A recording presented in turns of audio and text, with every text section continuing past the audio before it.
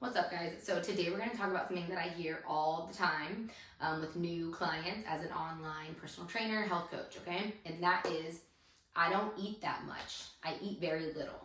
Let's dive into this. And I want to be very careful with the words that I use because I don't want to offend anybody, but this is all going to be the real, raw, honest truth. If you truly do feel like your body can only survive and not gain weight on like 13, 14, maybe 1,500 calories, and you know that because you have tracked it, not because you think you eat a little, okay? But you know that because you have tracked it consistently for more than 30 days. Every single day you've tracked everything that you put in your mouth, and you still gain weight at 13, 14, 1,500 calories, then that is because your metabolic rate is so low. Basically, like how much your body burns by just existing is very, very low. And why is it very low? Well, there's tons of different factors that go into that number, but one of them is movement. You just don't move. You know, if you're getting like 2K steps a day, then yeah, you're not going to be allotted a lot of food to eat. You have no muscle mass. So being fit and strong and building muscle, but also maintaining muscle requires food, energy, calories.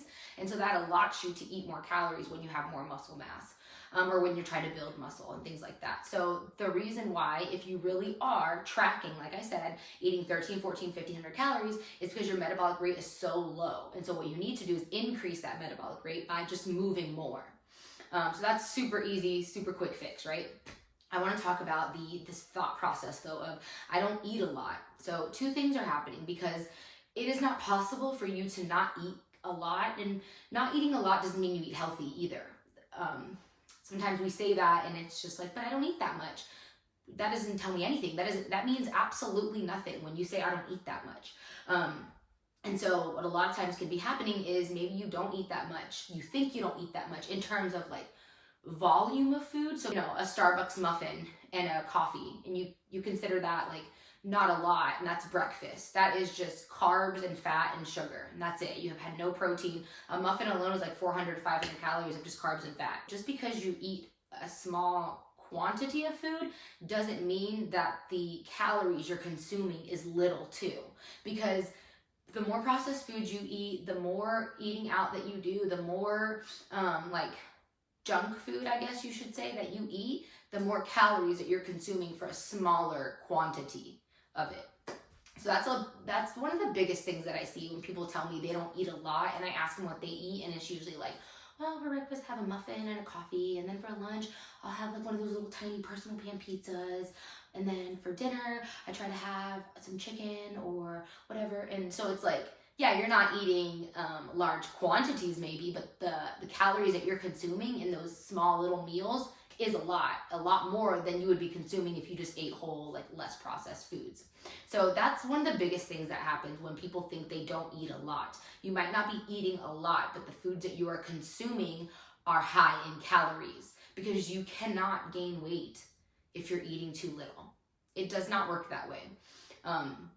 Unless, like I said, your metabolic rate is just so far on the floor, just from like yo-yo dieting, losing muscle, aging, all that stuff. But your metabolic rate is so low that maybe you can't lose weight if you don't eat below 1,300 calories. I don't know.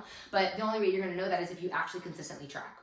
And then number two, what's happening is you eat low calorie for, a few days. Maybe you can stretch it for a couple weeks, but ultimately you have these massive refeed days or cheat days or whatever you want to call them, where you consume so many calories because you are quite literally starving, that you end up zeroing everything out. You end up zeroing any calorie deficit that you were in from starving yourself is no longer there. And then what happens is all you can remember is the moments in time that you starved yourself. You don't want to remember that binge fest you had on Saturday where you consumed 3,000 to 5,000 calories. You just let that go out of your head. All you remember is I eat so little all throughout the week, and so on and so on. So one day on the weekend is more than enough to totally derail any progress you've made in the week. And I know that sucks, but it's the truth, okay? Especially with the foods that are out there now, the processed food and junk food.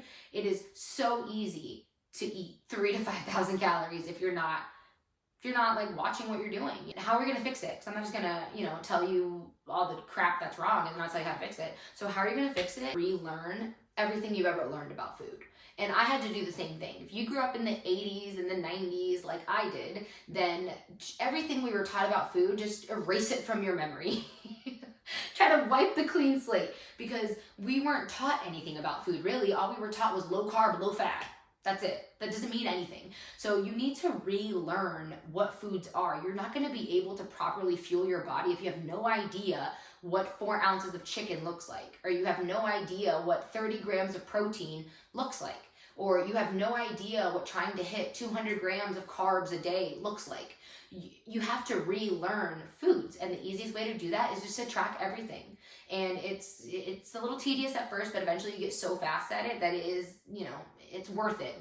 What you're getting from tracking and the learning that you're going to be able to take with you for the rest of your life, once you relearn how food works, especially for your body, because everybody's different, but once you relearn that, kind of know what to eat and know how to eat, and then you're no longer going to have to track. But you have to start by relearning everything you know about food and nutrition and how it works.